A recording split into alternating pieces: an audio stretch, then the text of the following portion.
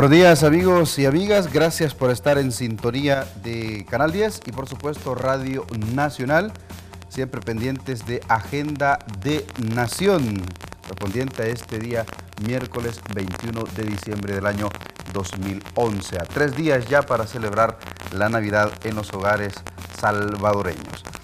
Esta mañana vamos a conversar de un tema muy importante, la adaptación de los cultivos, los métodos para cultivos de nuestro agro salvadoreño con el enfoque de adaptabilidad al cambio climático. Para ello nos acompañan dos expertos en la materia. Saludamos en primer lugar al ingeniero Faustino Portillo, jefe del programa de desarrollo forestal del Centro Nacional de Tecnología Agropecuaria y Forestal CENTA, denominado Enrique Álvarez Córdoba. Buenos días, ingeniero, gracias por estar con nosotros. Muy buenos días, Daniel Hernández, ingeniero Edmundo Mendoza, director de la ENA. Quiero aprovechar este espacio para agradecer a las autoridades de Canal 10 por la cortesía que han tenido en permitirnos comunicarnos con los televidentes de Canal 10 y los radioescuchas de Radio Nacional de El Salvador en un tema de gran importancia a nivel nacional, como es el cambio climático en el aspecto de vulnerabilidad de los sistemas de producción agrícola. También saludamos al ingeniero Alirio Edmundo Mendoza, director de la Escuela Nacional de Agricultura. Buenos días, ingeniero, y gracias por estar con nosotros. Buenos días, Daniel. Buenos días, ingeniero. Un saludo también a la teleaudiencia de Canal 10 y a la audiencia de Radio Nacional de El Salvador. Muy bien, vamos a saludar también y darle la bienvenida y los buenos días a Milton Grimaldi hasta Radio Nacional. Buenos días, Milton. Buenos días, Daniel, y gracias nuevamente por estar en este día miércoles, a los profesionales tanto de... A ver si me puede regalar referencia. Por estar acompañándonos esta mañana acá en Canal 10 y Radio Nacional de El Salvador. Buenos días. Buenos días, Milton. Muy bien, ya estamos listos para poder conversar de este importante tema, como ya les decía, de los procesos de cultivo con enfoque de la adaptabilidad al cambio climático. No sin antes recordarle a usted que puede participar a través de el correo electrónico agendadenacion.canal10@gmail.com y por supuesto en el Twitter @agendadenacion, por supuesto en el Facebook Agenda de Nación en nuestra fanpage, o nos puede buscar como entrevista AN en el Facebook. Muy bien, El Salvador es un país con un territorio muy vulnerable, muy propicio a sufrir embates de los fenómenos naturales que se han acrecentado con los huracanes, con las tormentas o baja presión, sobre todo en este año la baja presión 12E. Comenzamos con el ingeniero Faustino Portillo del programa de desarrollo forestal del CENTA para que nos explique qué impacto tuvo esta baja presión. Vimos muchos cultivos dañados, vimos muchas parcelas de cultivos que fueron totalmente destruidas, pérdidas económicas cuantiosas en el agro salvadoreño. ¿Qué está pasando? ¿Cómo desde el CENTA lo han venido estudiando, ingeniero? Y este impacto de la 12E, ¿cómo ha afectado el territorio salvadoreño? Y ahora también el enfoque que ustedes están viendo ya para aplicar ya la adaptabilidad al cambio climático. Sí, Daniel, en primer lugar quisiera abordar el concepto de cambio climático, para que la teleaudiencia obviamente nos empapemos, nos involucremos en el concepto, ¿no? Se refiere a cualquier cambio en el clima que puede ser dado a través del tiempo, ya sea de acuerdo a la variabilidad natural o a la intervención de la mano del hombre. El efecto invernadero que se habla en las cumbres mundiales, donde prácticamente la generación de dióxido de carbono nos está generando problemas a nivel mundial.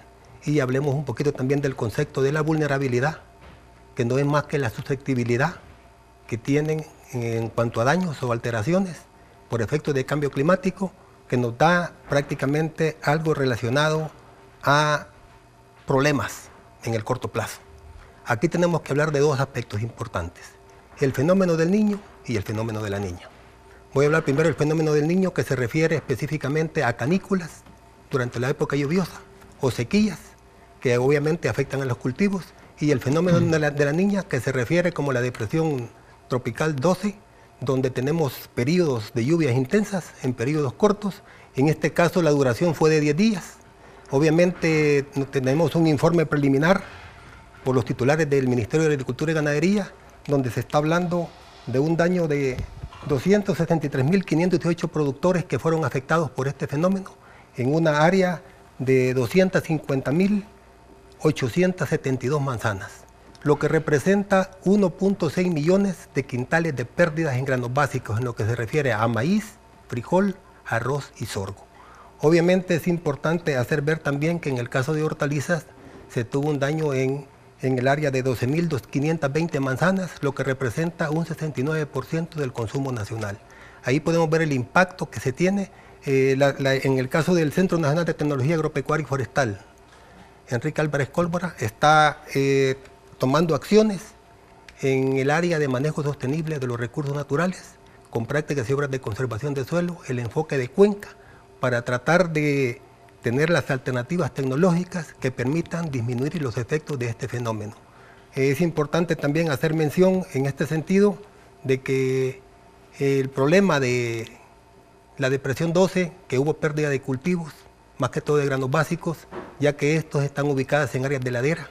Lamentablemente estas áreas de ladera tendrían que estar dedicadas en base a la capacidad de uso del suelo para cultivos permanentes, para cultivos como forestales, frutales, pastos.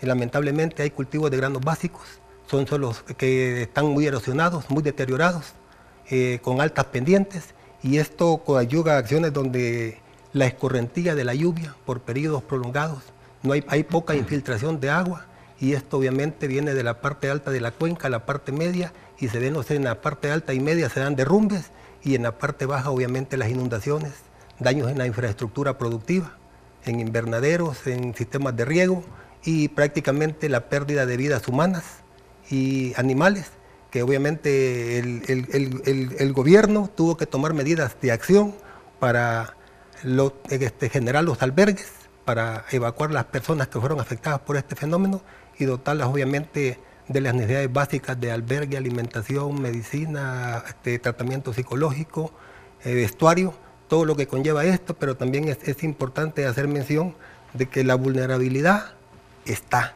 Y algo bien importante que hay que hacer notar es el cambio climático ya está. Vino para quedarse, es un reto de todos los salvadoreños hacerle frente, tenemos que aunar esfuerzos, todos los actores de desarrollo local, de las diferentes instituciones, para tratar de disminuir su vulnerabilidad. Ahora, ingeniero Mendoza, director de la ENA, ¿cómo evalúan ustedes también el impacto de la depresión tropical 12E desde la Escuela Nacional de Agricultura? Y también esto los obliga, y vamos a hablar también con el ingeniero Portillo, esto los obliga a cambiar la forma en que se van a cultivar y a cambiar también la manera de cómo se van a estar realizando los cultivos. Ya, como lo dijo el ingeniero Portillo, que el cambio climático está en El Salvador y hay que comenzar a adaptarse. ¿Cómo lo ven ustedes desde la ENA, ingeniero? Bueno, yo creo que una de las formas de poder enfrentar el cambio climático es precisamente capacitando o formando a los profesionales dentro de ese nuevo contexto, digamos, dentro de ese nuevo ambiente para la agricultura nuestra. En la Escuela Nacional de Agricultura hay parte de la formación está orientada precisamente a la conservación de suelos y agua. Esa materia va a tener que ampliarse, va a tener que diseñarse o implementarse como un eje transversal en todas las materias productivas, pensando ya en todas estas variaciones del cambio climático. En la escuela se está implementando el Centro de Tecnología de Riegos, por ejemplo, riego y drenaje. Esta es una materia que ha sido deficitaria en la formación profesional agropecuaria, y en la ENA pensamos generar toda la tecnología que nos permita afrontar los problemas del cambio climático. Como decía el ingeniero, el tema de la sequía, cuando se presenta el niño a través del riego, y el tema del drenaje, cuando se presenta la niña por el exceso de lluvia. También uno de los ejes principales de la formación de los agrónomos es la agroplasticultura, o sea, una agricultura controlada, donde podemos tener ambientes controlados que nos permitan enfrentar estos efectos del cambio climático. Ahí podemos tener, digamos, la dotación de agua en la época seca y también el control de las precipitaciones por la cobertura plástica que llevan estas instalaciones y de esa manera controlar el efecto de la lluvia para este caso. Ahora, como CENTA, imagino también que han estado ustedes evaluando las distintas características del suelo. ¿Cómo ha cambiado las características del suelo salvadoreño, sobre todo con vocación agrícola, ingeniero? La situación del suelo en las parcelas productivas se ha visto deteriorado grandemente, como les decía anteriormente, porque la mayor parte de las áreas dedicadas a cultivos de granos básicos son áreas de ladera con altas pendientes, en donde prácticamente se ha hecho muy poco. Según el último censo agropecuario, solamente el 9% de los productores implementan prácticas de conservación de suelo y agua, y eso implica que hay un 95% que tendría que capacitarse, promocionarse, tratar de incentivarlos a que desarrollen prácticas y obras de conservación de suelo y agua. Existen tecnologías como las leguminosas de cobertura, que podemos mejorar la fertilidad de los suelos y la cobertura, y otras prácticas y obras de conservación que se les va a mencionar más adelante, pero yo quiero también abordar algo bien importante, ¿no?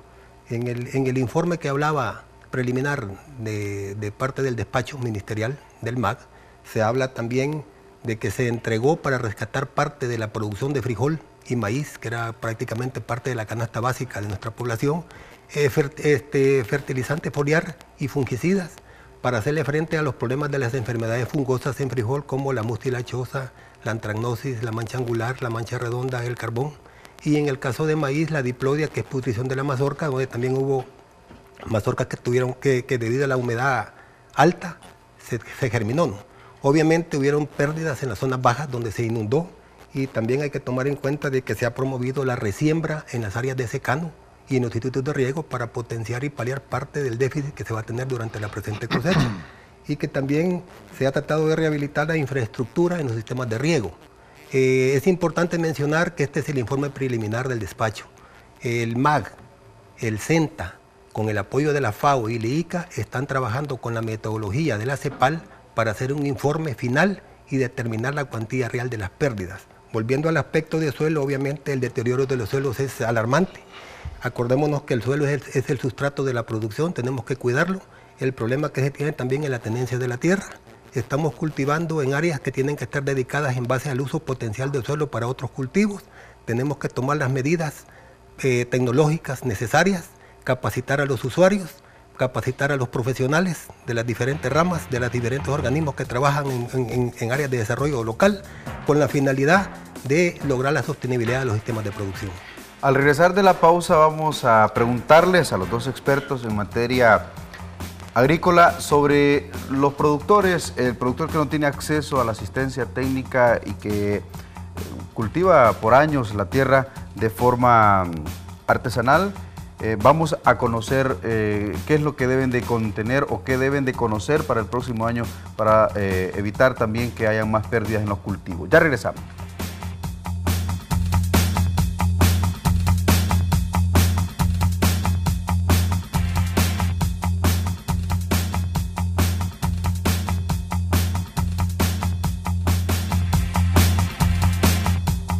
Estamos conversando con el ingeniero Alirio Edmundo Mendoza, director de la Escuela Nacional de Agricultura, y con el ingeniero Faustino Portillo, jefe del Programa de Desarrollo Forestal del CENTA. Ingeniero Mendoza, imagino también que ustedes como Escuela Nacional de Agricultura, que ya me mencionaba, que están haciendo algunos cambios, algunas modificaciones en el sistema de enseñanza a los estudiantes, a los nuevos estudiantes y a los actuales.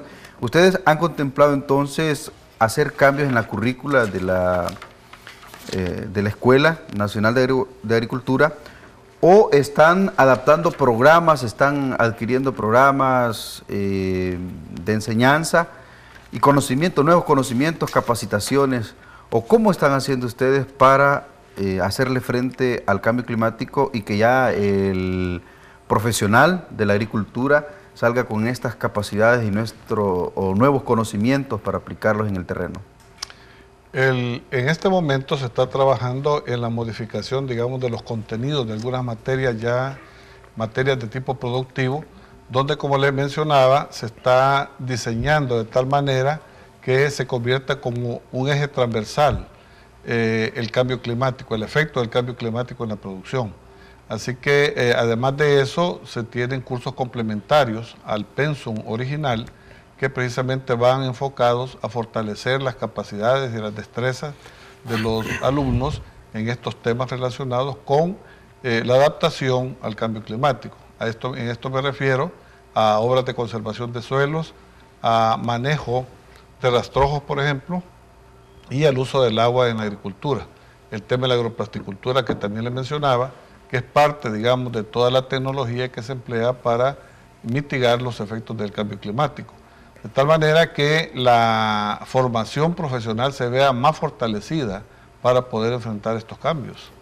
Ok, y como SENTA, ingeniero, me mencionaba usted que en el caso de los suelos han quedado muy vulnerables, sobre todo porque la zona del Bajo Lempa, la zona costera, donde hubo mayor impacto de la depresión tropical 12E, los suelos quedaron con otras características, con otras condiciones que ya no van a poder cultivarse de la misma manera como se estaba haciendo, o si es de esa manera, ya no se puede esperar un clima que sea propicio para el cultivo. Usted hablaba de en la época seca, en la época del fenómeno del Niño, se puede implementar el tema de regadío. ¿Cómo están ustedes haciendo en esta parte y cómo lo están abordando? Bueno, en el fenómeno del cambio climático, en el caso de las canículas, cuando hay sequías durante la época lluviosa, obviamente lo importante es que el suelo tenga cobertura. Al tener el suelo cobertura, como manejaba el ingeniero, como decía el señor director de la ENA, al manejar la no quema, que es una práctica cultural importante, que con la no quema hay rastrojo de las cosechas, ya sea de maíz, en los sistemas maíz sorgo o maíz frijol, y este rastrojo sirve como una cobertura natural que protege el suelo, mantiene la humedad, hay aportación de materia orgánica en la descomposición, además de eso hay menos incidencia de malezas, de plagas, de enfermedades. Entonces ahí viene la parte del proceso educativo a nivel de transferencia que las 36 agencias de extensión del CENTA están realizando a nivel nacional, en donde están capacitando ahorita a nivel de Occidente, se han capacitado 310 familias y hay 55 técnicos capacitados en prácticas y obras de conservación de suelo y agua como área de irradiación hacia los usuarios que está teniendo el programa de transferencia tecnológica. En la parte de investigación se están evaluando variedades de algunos cultivares y variedades y líneas, en el caso de maíz y frijol, tolerantes a estrés hídrico, o sea, a sequía, que puedan responder y dar una alternativa tecnológica para los cultivares en zonas de canícula o de sequía. En el caso de humedad fuerte, obviamente los suelos deteriorados que hablábamos eran las áreas altas, las áreas dependientes, donde prácticamente por la escorrentía y la velocidad del agua, y como no hay infiltración de la misma en el suelo, esta corre y obviamente los efectos se ven en la zona baja. ¿Tienen ustedes un mapa, ingeniero, de dónde es que quedó más vulnerable el terreno? Digamos, si es la parte baja, como usted decía, si es la parte norte, las montañas, o es más que todo de la zona costera. No, existe un mapa, que creo que usted lo tiene en digital. Vamos a ver si... que se llama uso conflictivo de la tierra. ¿Lo podemos mostrar? Claro que sí. En este mapa de uso conflictivo de la tierra podemos ver que el color rojo representa los cultivos que no tienen que estar en esas áreas. ¿Lo verde dice que es? Lo rojo es lo que no tiene que hacerse, y lo verde es lo que está bien. Okay. Entonces, ¿por qué?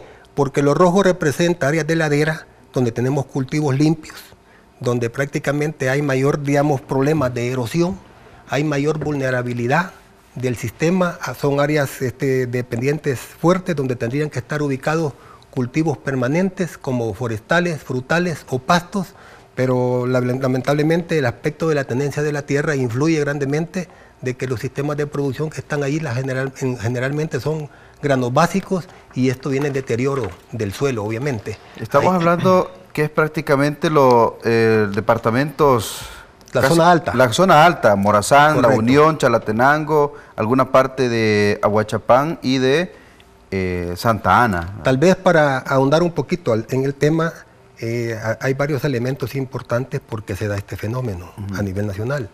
Según el último censo de población del 2007, nos reporta 273 habitantes por kilómetro cuadrado. Esto incide una presión de la población sobre los recursos naturales. El primer recurso afectado es el componente arbóreo o el bosque, Sí. con la finalidad de ampliar la frontera agrícola para obtener más alimentos, y generalmente son las áreas de ladera. Esto incide también de que, según FAO y Pazolac, el 65% de nuestro país tiene pendientes mayores del 15% y son suelos que tienen una profundidad menor a 50 centímetros. Por otro lado, tenemos una tasa de deforestación anual de 4.500 hectáreas, según el Ministerio de Ambiente y de Recursos Naturales. Eso nos da un preámbulo del problema. Además, existe a nivel de país un problema de erosión de 230 toneladas por hectárea por año para tener la magnitud de la situación. Y como les decía anteriormente, solamente el 9% de los productores, según el Censo Agropecuario, implementan prácticas y obras de conservación. O sea, la panorámica es bastante complicada y según el SNET, nuestro país representa el 88.7% de vulnerabilidad ante cambio climático. Muy bien, vamos a hacer el enlace con Radio Nacional, con Milton Grimaldi, hasta la cabina. Milton, te escuchamos para la primera pregunta. Gracias, Daniel. Bienvenido nuevamente y gracias a los ingenieros que nos están acompañando esta mañana. Bueno, mucho se ha dicho ya sobre el cambio climático y todos los problemas que nos está generando en nuestro país, en nuestros países de la región centroamericana. Pero parece que no hay planes de educación para los futuros profesionales, es decir, nuestros niños no están siendo educados en esa materia. Hace falta, ¿no?, un plan de estudio en este campo. ¿Ustedes creen que como parte de esos desafíos de lo que se está conversando es necesario que se establezcan una currícula para estudiantes desde los primeros grados para que ellos tengan conocimiento realmente qué es lo que está pasando con nuestra tierra? Sí, efectivamente. Yo creo que este efecto es parte o es consecuencia de todo el descuido que ha sufrido la agricultura durante los últimos años. Hay que decirlo que no solamente ha hecho falta a nivel de la formación primaria y secundaria, sino que también a nivel de la formación universitaria. Durante los últimos años, por ejemplo, ha habido muchas facultades de ciencias agronómicas que cerraron sus puertas precisamente por la falta de desarrollo de interés de la agricultura. De tal manera que este tipo de formación quedó abandonado. Anteriormente, allá por los años 70, 80, había una institución, la Dirección General de Recursos Naturales, que tenía un departamento especializado en conservación de suelos, donde se desarrollaron técnicas de conservación de suelos. Había áreas demostrativas interesantes donde se llevaba a los estudiantes a que conocieran y a que aprendieran sobre las técnicas de conservación de suelos, por ejemplo. Todo eso desapareció. Prácticamente hay que retomar todo eso y sí estamos de acuerdo que se haga desde los primeros años, porque hay que generar toda una cultura de conservación, toda una cultura de manejo de nuestros recursos y esa cultura misma de adaptación al cambio climático. El gobierno, a través del Ministerio de Educación, debería tener o establecer un plan de estudio para los jóvenes que están comenzando a estudiar. ¿Usted cree que se debe también establecer un presupuesto para esta área? Yo pienso que es un tema que se puede manejar desde las mismas materias que se imparten ya en los diferentes niveles educativos. Esto, como decíamos, debería ser un eje transversal, en donde a la par de las materias básicas, a la par de las materias especializadas, digamos, de las materias técnicas, se incluya el tema de la conservación del agua, del suelo y la adaptación al cambio climático. De tal manera que podría hacerse necesario ya en los años de secundaria o en los años ya de la educación superior la creación de especialidades en este tema. Pero esperamos que se pueda retomar un poco el concepto que se tenía antes con este plan del Ministerio de Educación de la dedicación a tiempo completo, donde los estudiantes de primaria van a ir todo el día a la escuela. Antes se enseñaba el manejo agrícola, por ejemplo, durante las tardes. Hoy se puede aprovechar ese tiempo para inculcar los principios del manejo de los recursos naturales y de esa manera ir formando a la población en este tema. ¿Pero por qué, a su juicio, perdieron interés las instituciones educativas superiores para educar en esta área? ¿El país se volvió improductivo en materia agrícola? Sí, efectivamente, o sea que en general la formación profesional en materia agropecuaria se minimizó en el país. Como decía, muchas facultades cerraron y producto del mismo efecto pues, de la falta de prioridad de la agricultura en los planes de desarrollo del país. De tal manera que hay que retomar todo eso. En este momento el Ministerio de Agricultura y Ganadería está retomando esos temas, precisamente a través del CENTA, implementando capacitación en los productores para la ejecución de obras de conservación de suelo, manejo de suelo y agua, y lo que mencionábamos que en la ENA, en la formación profesional a nivel técnico que desarrollamos, estamos incorporando el tema de manejo y agua principalmente en la formación profesional. Muy bien, ahí estaba la pregunta que nos hacía Milton acerca de la educación tan importante que es que desde los primeros años se vaya inculcando en los niños, en las niñas, en los estudiantes, ese enfoque de conservación de los suelos y conservación también del área forestal de nuestro país. Esta es una pregunta para ambos. Con el paso de la depresión tropical 12E, se nos dijo, escuchamos por la radio, vimos por la tele, los periódicos, que el cambio climático ya nos impactó y que ya nos dejó una estela de daños, ya nos dejó los terrenos vulnerables, los terrenos, sobre todo los terrenos agrícolas. ¿Qué podemos hacer? ¿Estamos ya perdidos, perdimos la batalla o qué podemos hacer? Pregunta para ambos. Bueno, obviamente el cambio climático representa un reto para todo El Salvador.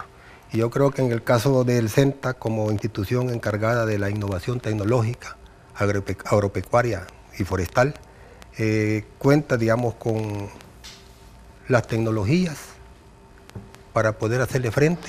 Obviamente las tecnologías podemos enfocarlas a prácticas, obras y agroforestería. Dentro de las prácticas podemos estar hablando de prácticas tan sencillas como la no quema, como el manejo de rastrojos, como leguminosas de cobertura, el caso de siembra al trebolillo, la rotación de cultivos, las siembras de barreras vivas, que esa es una práctica que con el componente de la capacitación y con el componente de algún incentivo se puede lograr un impacto en el corto plazo.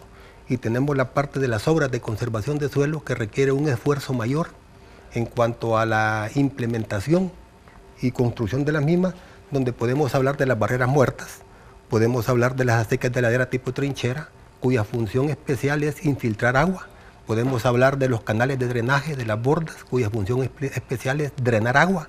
Podemos hablar de las fosas de infiltración, podemos hablar de las terrazas individuales, podemos hablar de las tapadas, de los gaviones, de los palos piques, o sea, tecnología existe.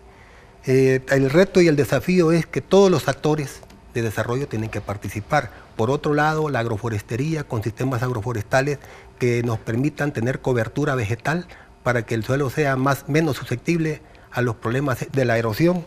El caso de cultivo de callejones asociando leguminosas con cultivos en sistema maíz-frijol, el cultivo de árboles al contorno de las propiedades, el sistema agroforestal de cercas vivas, con 100 árboles, en el caso de especies nativas como madre cacao, leucaén y laurel, nosotros podemos suplir la demanda energética de leña de la población rural. Esto evitaría que siguiéramos depredando el escaso bosque que nos queda, como una alternativa tecnológica. También podemos hablar de árboles al contorno, podemos hablar como árboles en sombra de potreros, árboles también asociados con cultivos, o sea, existe, pero aquí el reto y el desafío es que todos los actores, en este caso el CENTA, los organismos no gubernamentales, los organismos gubernamentales, las universidades, la Escuela Nacional de Agricultura, los organismos de cooperación internacional, las iglesias, todos aunemos esfuerzos para lograr el desarrollo integral con el enfoque de cuenca, de qué hacer en la parte alta y en la parte media para que los efectos no se vean en el Bajo Lempa. Pero es un reto y un desafío a largo plazo. Hay acciones que podemos contemplar en el corto, que son las prácticas.